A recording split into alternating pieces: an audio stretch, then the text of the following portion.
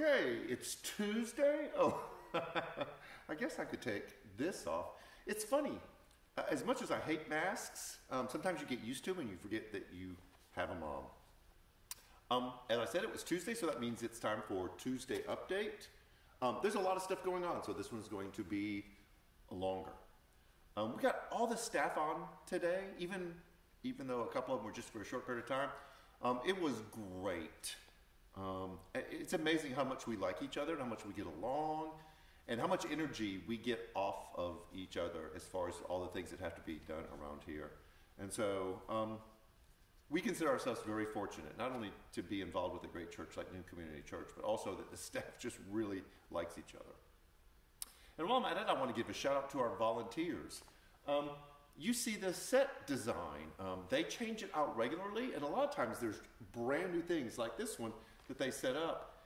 And I am blown away when I come into this place and I see the new stage setup, and it just adds so much character and so much uniqueness to what you experience when you participate in worship, either in person or virtually. I just want to give a shout out to our stage setup people. That's a lot of work. Our tech people, all the volunteers who serve in different areas of the church. They make a huge difference.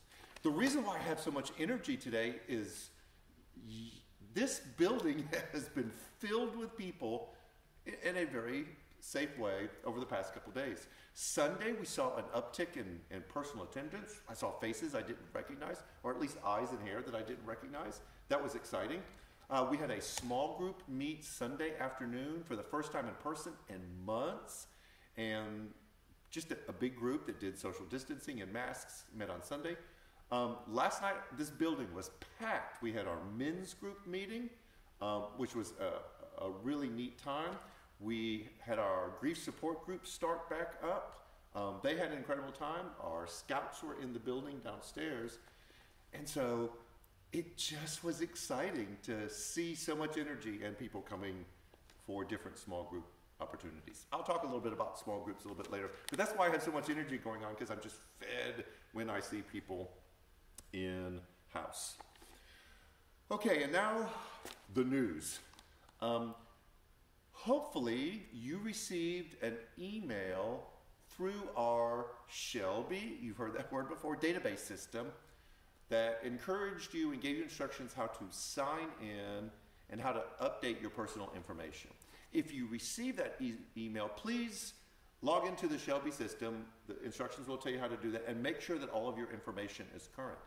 If you did not receive an email, we don't have it, or we have the wrong one, and we need that updated. If you can message us, call the church office. If you know of someone who's not on social media and you're seeing this, get their information or have them contact the church office.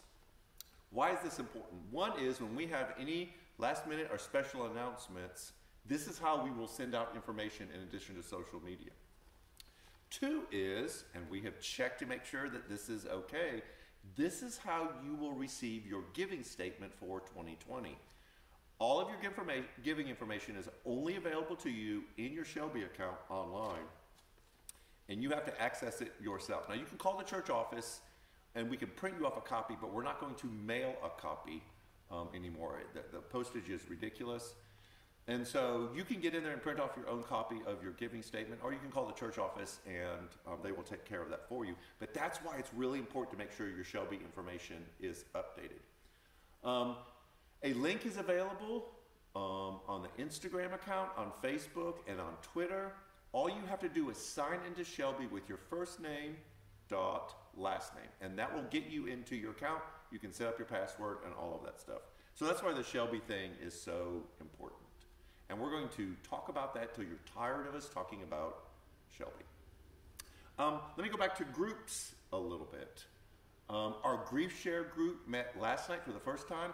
Grief Share is one of those things that you can join anytime during the 14-week session because there's usually a recap, and it allows you to kind of to catch up.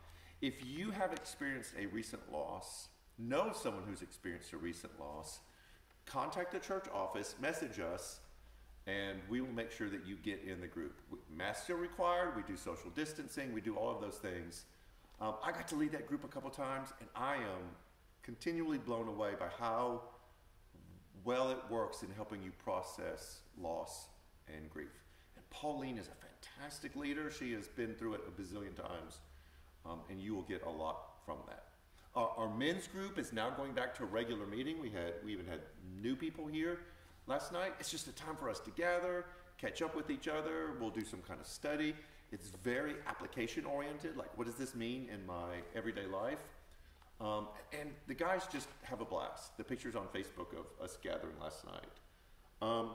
And so groups are starting to gather again. If you are interested in being in a group, a community of people who gather together, let us know. Because we're allowing groups back in the building. We're allowing you to bring your own food, no shared food, because we still want to be really safe. But you can bring your own food. We've got tables set up. You can do distancing. But we really want to encourage that because we realize that we miss the face-to-face. Prime Timers met today. They are a great group. Like I said, I used to enjoy being with them. Our women's book study group has got their book in, and they're looking for evening leader, and then we will release the information about the women's group. So we are really working on getting some groups in place to help you find a place that you can plug in and find a little bit more community.